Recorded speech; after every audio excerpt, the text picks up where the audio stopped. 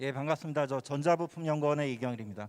오늘 제가 말씀드릴 것은 특정 기술에 대한 심도 깊은 소개는 아니고요.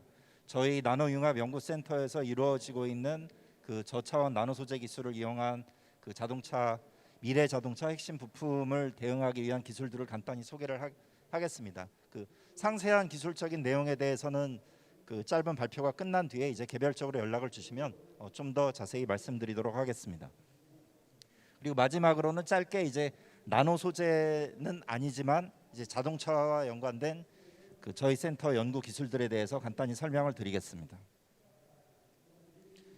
예, 첫 번째로 말씀드릴 것은 나노 카본 소재 기반 고효율 필름 히터입니다. 기존의 히터는 자동차에서뿐만 아니라 이제 여러 군데 많이 사용이 됐는데요. 저희가 연구하고 있는 것은 나노 카본 소재가 함유된 필름 히터 제작용 페이스트하고 그다음에 그 페이스트를 이용을 해서 실제 얇은 필름 형태의 히터를 고출력으로 설계하고 인쇄를 하고 소결을 하고 그 실제 그 히터 모듈을 만드는 드라이빙까지 저희가 연구를 하고 있습니다. 그래서 저희 보유 기술을 간단히 설명드리면 이제 좋은 원소재를 선정하고 그 다음에 잘 분산을 하고 발열 소재 그 조성물인 인쇄용 잉크와 이제 뭐 고유 내열성 조성 이런 것들을 유연성 이런 것들을 확보를 하고요.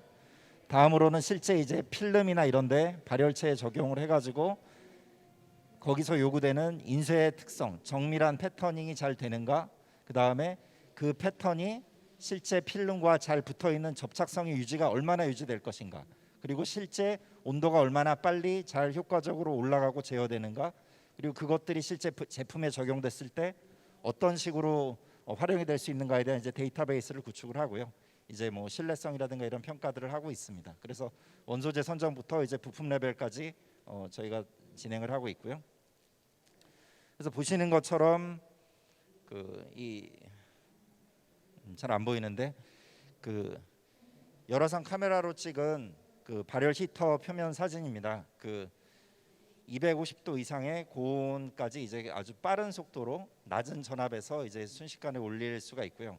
그 연료량이 낮기 때문에 그런 특성들이 이제 구현이 되게 됩니다. 그래서 소재 그 각 자동차용 뭐 시트라든가 스티어링 휠이라든가 여러 가지 쓰이는 용도에 따라서 요구되는 저항값들이 다르기 때문에 그런 면저항들은 저희가 조성이나 두께를 가지고 2에서 35옴 면저항 기준으로 이제 조절을 할 수가 있습니다. 예.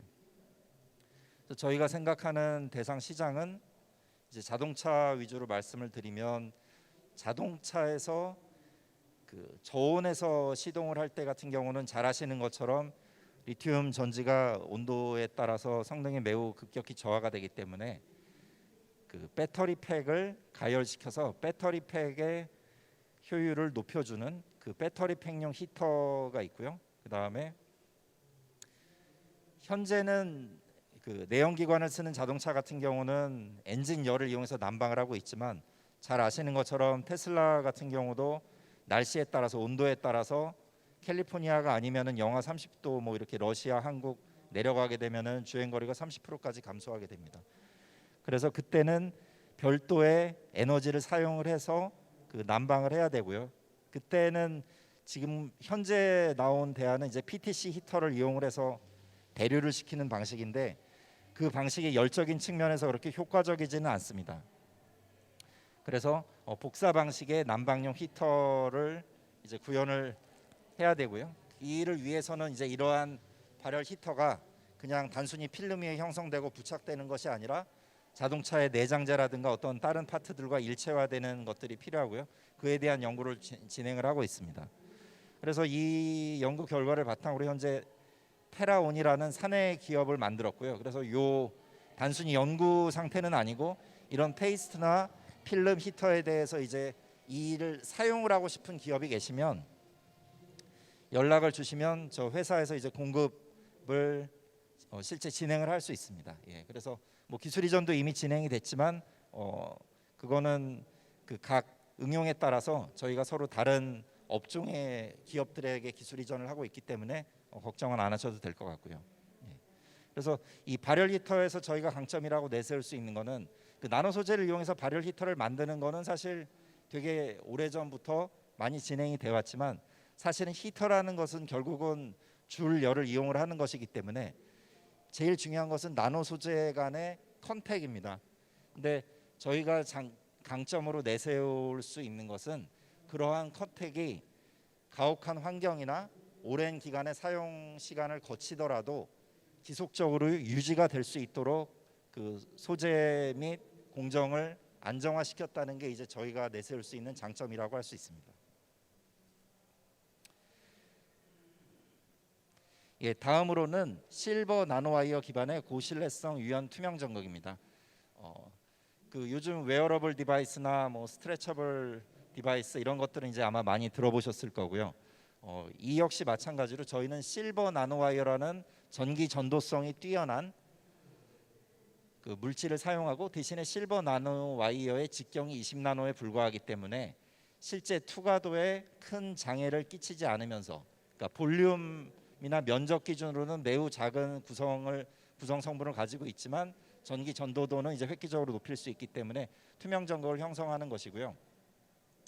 여기서도 좀 전에 히터와 마찬가지로 그 장시간 사용하게 됐을 때 결국 중요한 것은 오른쪽에서 보시는 것처럼 실버 나노와이어와 나노와이어 사이의 컨택이 얼마나 지속적으로 안정적으로 유지되는가가 그 전극의 저항값이 변하지 않는 핵심적인 요인이라고 할 수 있습니다. 그래서 실버 나노와이어를 뿌린 다음에 처음 뿌리게 되면은 그것은 단순히 기계적으로 그냥 접촉 상태인 것이고요.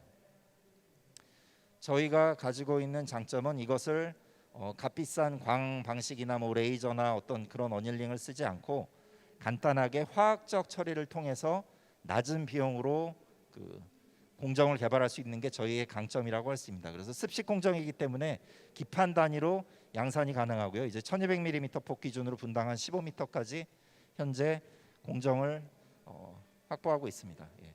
그래서 그 나노와이어 간의 컨택이 매우 강력하게 유지가 되고 있기 때문에 보시는 것처럼 이렇게 스트레칭뿐만 아니라 이렇게 폴딩, 그러니까 그 곡률 1mm 이하의 이제 그 가혹한 폴딩 조건에서도 면저항이 안정적으로 이제 유지되고, 또 스트레칭도 20%까지 스트레칭을 해도 이제 저항이 거의 이제 변하지 않으면서도 광학적인 투과도는 90% 이상 유지하는 기술 수준을 확보를 했습니다. 그래서 뭐 가격은 현재 저희는 이제 기업이 아니니까 뭐 단정적으로 말씀드리기는 어렵겠지만 아직은 조금 이제 ITO 대비 비싸긴 하지만 한 2만 원, 단위 제곱미터당 2만 원 정도의 가격으로 예상을 하고 있지만, 대신에 ITO 전극 대비해서 이제 신축성 면에서는 훨씬 뛰어나다고 말씀드릴 수가 있습니다. 예, 그래서 이 투명 전극 기술도 자동차에서도 현재 과거의 센터페시아와 최근 나오는 이제 특히 이제 하이엔드 럭셔리 클래스 자동차들은 상당히 많이 바뀌고 있습니다. 보시면은 일단 그 속도 계기 이런 것들이 전부 전자화로 바뀌었고요. 센터 쪽에 디스플레이도 테슬라의 영향으로 이제 매우 커지고 있고 점점 더 커지고 있고, 지금은 단순하게 평면이지만 나중에는 곡면 디스플레이까지 이제 이미 완성차 업계에서도 연구를 하고 있습니다. 이제 그런 시장에 들어갈 때 기존의 금속 산화물 전극으로 이제 구현이 어려운 그런 곡면이나 스트레쳐블이 요구되는 전극에서 이제 요 기술이 이제 저희가 사용할 걸로 예상을 하고 있습니다.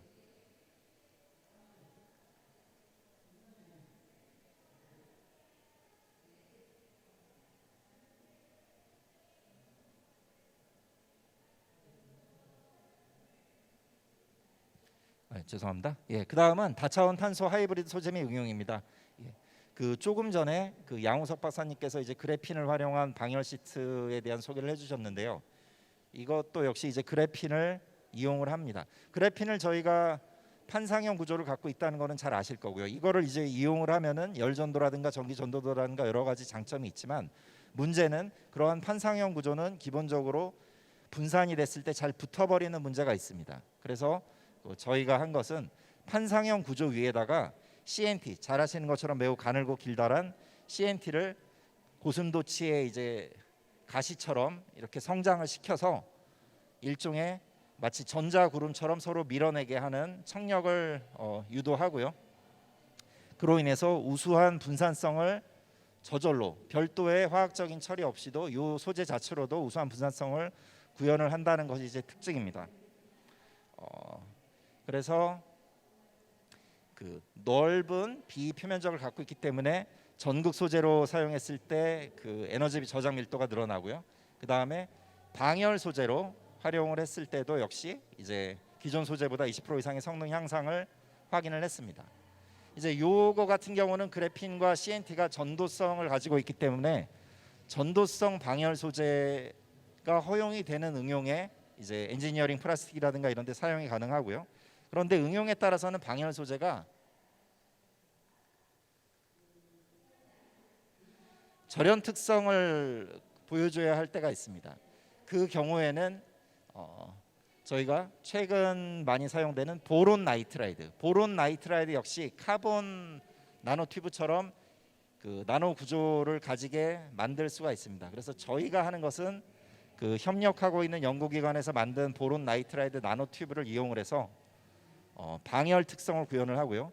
여기서 그 말씀드릴 것은 전도성을 가지고 있지 않아서 그 전기적인 특성이 요구되는, 그러니까 유전 손실이라든가 이런 것들이 문제가 될 때 그 기존의 그래핀 하이브리드 소재 갖고는 대응이 안 되지만 보론 나이트라이드로는 대응이 되는 고방열, 고내 방사선 그런 특징들을 구현을 할 수가 있습니다. 그래서 이 역시 이제 자동차용 각종 엔지니어링 플라스틱 등에 이제 사용을 할 예정입니다.